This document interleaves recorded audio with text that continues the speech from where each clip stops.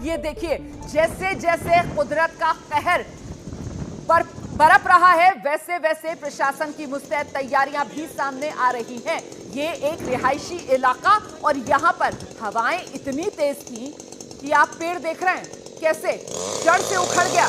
मोटा तना इस पेड़ का जमीन पर गिरा हुआ और अब ये कटर के साथ पेड़ को काटा जा रहा है ताकि इसको यहां से हटाया जाए, किसी और तरीके का खतरा ना बढ़े इस पेड़ की वजह से, क्योंकि अभी आशंका इस बात की बनी हुई है कि हवाएं तो फिर से चल सकती हैं, किसी भी पल वो तेज हवाएं एक बार फिर से चलना शुरू हो सकती है, बाढ़ की स्थिति बन सकती है। ऐसे में कहीं ये पेड़ ही किसी और मुसीबत को न्योता न दे दे, इसी वजह से पेड़ को काटकर यहां से हटाने का काम साथ के साथ चल रहा है। देखिए जरा कितना मोटा तना इस पेड़ का, जड़ समेत पेड़ उखड़ गया है। ये ताकत है इन हवाओं की जो बुलेट की स्पीड से इस वक्त गुजरात के इस इलाके में चल रही हैं।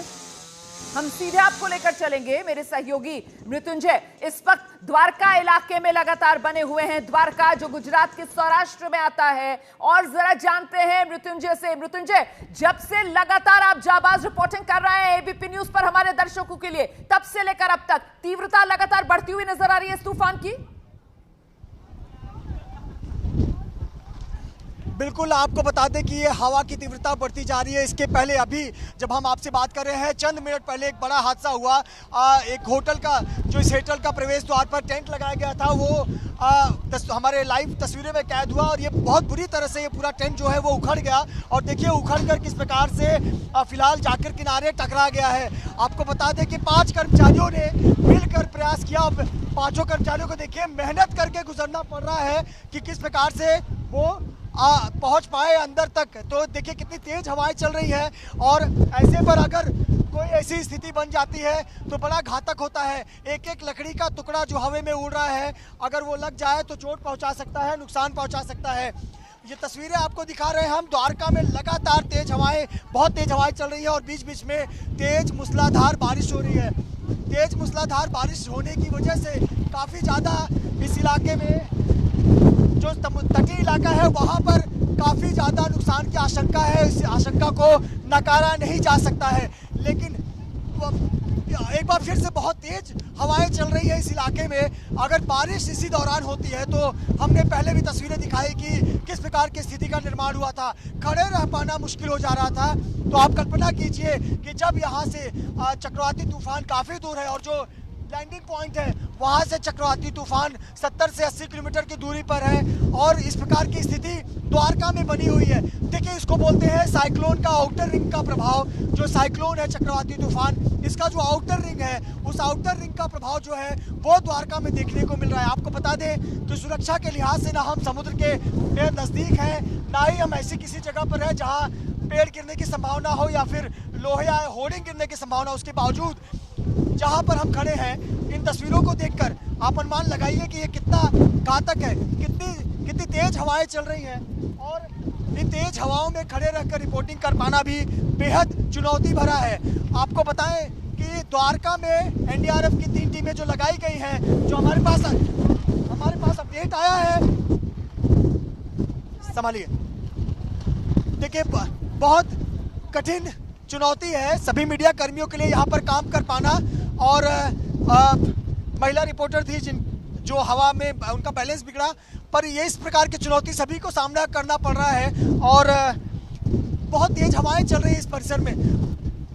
हमें स्पीड का अनुमान नहीं है, लेकिन आप इन तस्वीरों को देखकर अनुमान लगा सकते हैं कि कितना भयावह स्थिति है।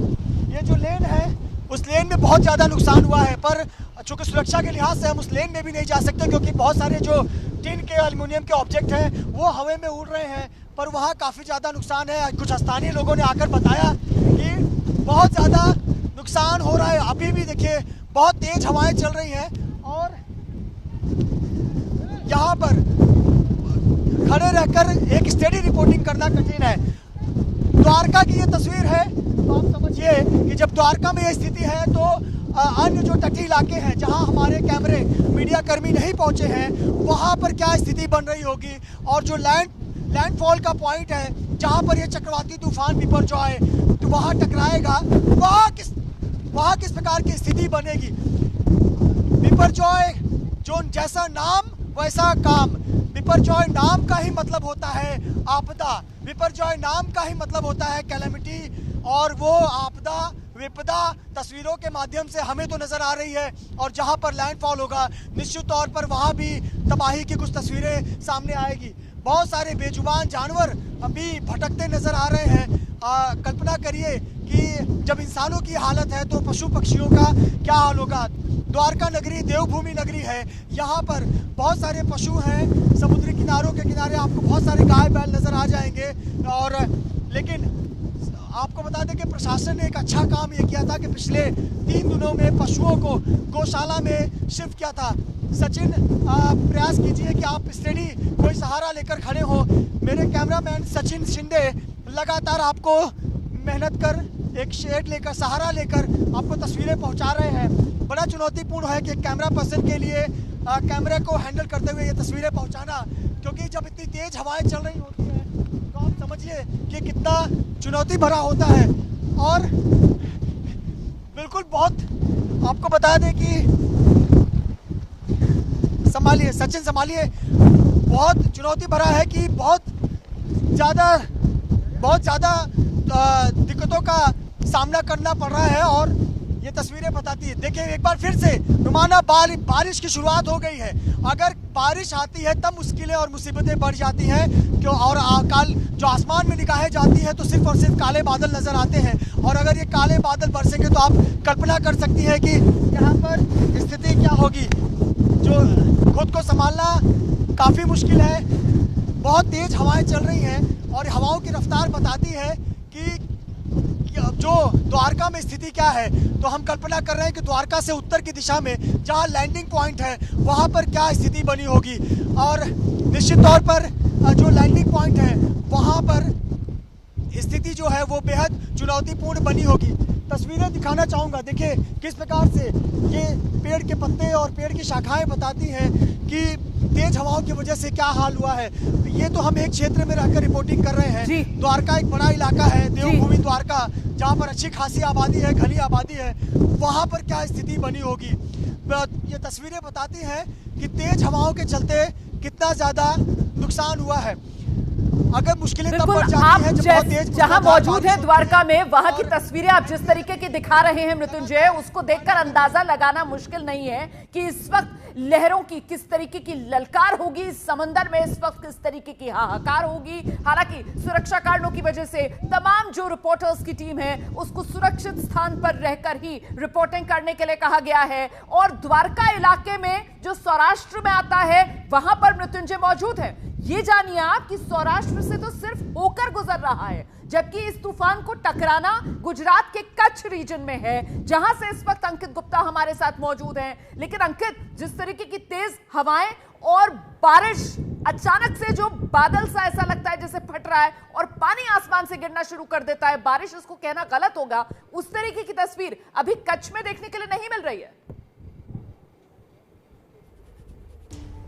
जी बिल्कुल, उस तरह की स्थिति अभी यहाँ पर नहीं है। संभवतः जो उसका जो है साइक्लोन का जो आउटर हिस्सा है वो जो वहाँ से गुजर रहा है जहाँ पर मृत्युंजय मौजूद है। लेकिन जो आई, जिसका आपने भी जिक्र किया ना, जब वो यहाँ पर हिट करेगी वो सबसे ज़्यादा खतरनाक सिचुएशन होगी।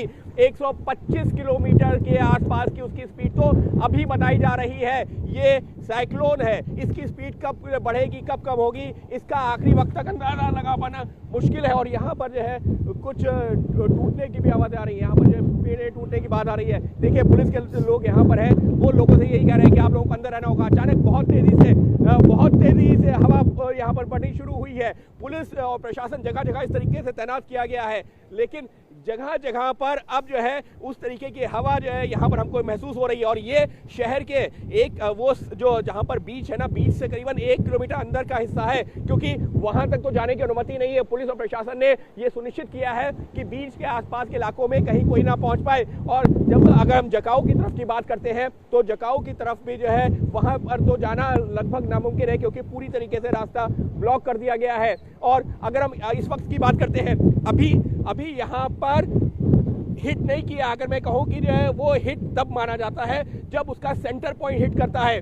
और 1998 की एक घटना मैं आपको बताना चाहूंगा, हमारे दर्शकों को अगर नहीं याद है ये तो बताना चाहूंगा। 1998 में ऐसे एक तूफान आया था, लेकिन वो कांडला पोर्ट पर जाकर के धीमा हो गया था, लेकिन जैसे ही वो कच्छ रीजन में आता है उसकी स्पीड कई गुना बढ़ जाती है और भारी तबाही मचाता है। वहां पर हजारों लोगों की जान जाती है। तो अभी तो ये कच्छ रीजन में एंटर होना शुरू हुआ है। अभी नहीं, आप बिल्कुल महत्वपूर्ण बात बता रहे हैं, लेकिन 1998 के मुकाबले अब जबकि 2023 में हम हैं, तो तकनीक इतनी विकसित हो गई है, संचार के ऐसे सटीक माध्यम है और पूर्व अनुमान के भी ऐसे सटीक माध्यम, जिसकी वजह से पहले से ही जो जानकारियां मौसम विभाग की तरफ से साझा की जा रही हैं वो बिल्कुल सटीक साबित होती हुई नजर आ रही हैं। जिस समय जिस जगह पर मौसम विभाग की तरफ से पूर्वानुमान जताया गया था, उसी समय उसी जगह पर यह तूफान आकर टकराएगा और उसका असर इस वक्त पूरे गुजरात में देखा जा रहा है। मोरबी से हमारे सहयोगी वरुण जैन इस वक्त मौजूद हैं, जानते हैं वरुण से मोरबी में अब कैसी स्थिति। वरुण,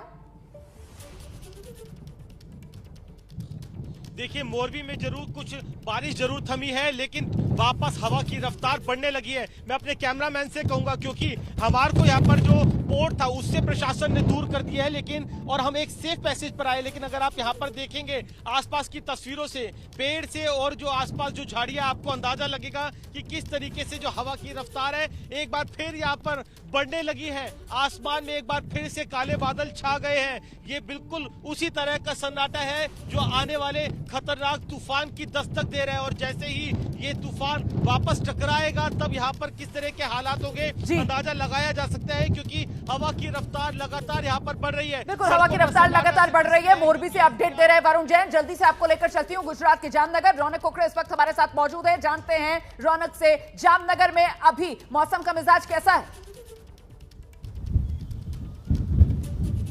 देखिए रोमाना, मुख्य तौर पर जो जानकारी मौसम विभाग की तरफ से दी जा रही है कि सौराष्ट्र के तटीय इलाके में जो बिपरजॉय तूफान है वो किसी भी वक्त टकरा सकता है। और ऐसे में जामनगर में भी तेज हवाओं का सिलसिला जो है पिछले कुछ घंटों से यहाँ पर दिखाई दे रहा है। मेरे कैमरा पर्सन आपको तस्वीरें दिखाएंगे। आप ये पेड़ जो देख सकते हैं, यहाँ पर काफ़ी तेज हवाएं जो है वो देखने को मिल रही है। और इसके अलावा मैं आपको बता दूं कि जामनगर इसलिए भी जाना जाता है, यहाँ पर जो रिफाइनरी है रिलायंस की, वो रिफाइनरी भी बंद कर दी गई है, क्योंकि तेज हवाओं की वजह से जो जानकारी दी जा रही है वहां पर जितने भी वर्कर काम कर रहे थे उन्हें भी बाहर निकाल लिया गया है। जी आप रहिए मेरे साथ, मैं लौटूंगी आपके पास। और इस वक्त जो सबसे ज्यादा असर इस तूफान की तबाही वाला देखा जा रहा है वो द्वारका, जहां मृत्युंजय मौजूद है वहां पर। और देखिए फिर से इतनी मुश्किल हालात में मृत्युंजय रिपोर्टिंग कर रहे हैं। हवाएं फिर इतनी तेज हैं कि मृत्युंजय खड़े नहीं रह पा रहे हैं, बैठना पड़ रहा है मृत्युंजय। हवाओं की रफ्तार फिर से तेज।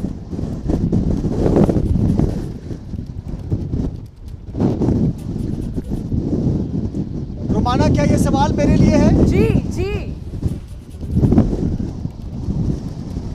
रोमाना, बिल्कुल द्वारका में हम हैं और द्वारका में ये मेरे समझ के परे है कि लैंडिंग पॉइंट अलग है, और लेकिन द्वारका में इसका प्रभाव बहुत अधिक है। बहुत तेज हवाएं चल रही हैं और बैलेंस बनाने के लिए आपको घुटने पर बैठना होगा तो आपका बैलेंस बनता है, रिपोर्टिंग करनी थोड़ी आसान होती है। लेकिन बहुत तेज हवाएं चल रही हैं और मुश्किल तब पड़ती है जब तेज हवाओं के साथ बहुत तेज मूसलाधार बारिश होने लगे, तब मुश्किलें बढ़ जाती हैं। इस समय विशेषज्ञ ही बता सकते हैं कि यहाँ पर जो हवा की गति है वो कितनी है, लेकिन इन तस्वीरों के जरिए जो मैं आभास कर पा रहा हूँ, साफ तौर पर यहाँ पर हवा की गति जो है वो निश्चित तौर पर 110 किलोमीटर प्रति घंटे से ज़्यादा ही होगी। और लैंडिंग पॉइंट जो है वहाँ से अगर चक्रवाती तूफान बिपरजॉय 70 किलोमीटर की दूरी पर है, तो आप समझिए कि चक्रवाती तूफान का जो आउटर रिंग बनता है किसी भी साइक्लोन का, वो आउटर रिंग जरूर द्वारका को हिट करेगा। और द्वारका का जो पोजीशन है मैप में आप देखें तो पश्चिमी छोर पर समुद्र के किनारे बसा एक शहर, वो निश्चित तौर पर साइक्लोन की चपेट में आएगा। लैंडिंग पॉइंट ऐसे पहले भी हमने जो चक्रवाती तूफान कवर किए हैं, निसर्ग था या ताउते था, बीते के 2-3 साल में ही वो हमने देखा कि लैंडिंग पॉइंट भले अलीबाग हो, लैंडिंग पॉइंट कुछ और हो, लेकिन उसका प्रभाव जरूर जो एक आउटर रिंग होता है। बिल्कुल मृत्युंजय, मैं बस इतना ही कहना चाहती हूँ आप सभी से कि आप सभी उस जगह पर मौजूद हैं जहां ये तूफान अपने साथ तबाही लेकर आ रहा है। आप सभी अपना बहुत ख्याल रखिए, सुरक्षित अंदाज में ही खबरें दर्शकों तक पहुंचाइए। हम बहुत छोटे से ब्रेक के लिए यहां पर रुक रहे हैं, फौरन लौट रहे हैं, रहिए हमारे साथ।